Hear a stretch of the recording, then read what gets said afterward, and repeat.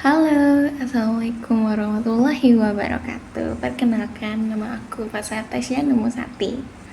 Ya, aku dari Prodi Manajemen dan aku ingin mereview buku ini. Oke.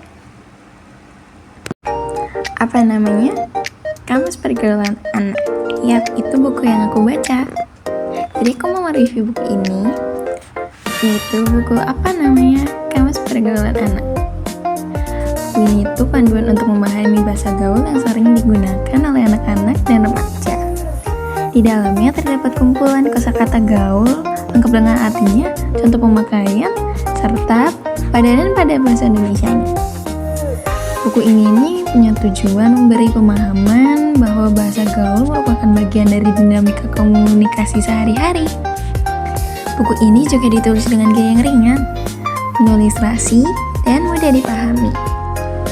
Ya, sebenarnya buku ini sih untuk anak lebih mudah berkomunikasi sih dan bisa berbaur sama orang lain karena udah lebih mengerti istilah-istilah yang biasa dipakai dong. Sama dari buku ini yang dimana bahasa itu dinamis, itu jadi ngajak anak-anak untuk bisa memahami bahwa bahasa itu bisa berkembang dalam kemajuan zaman. Lalu yang kedua, penggunaan bahasa sesuai situasinya. Jadi ada di mana kita bisa menggunakan bahasa gaul dan ada di mana situasi kita menggunakan bahasa formal. Kelebihan dari buku ini menggunakan gaya bahasa anak-anak. Jadi anak-anak bisa memahami isi-isi bacaan dari buku ini.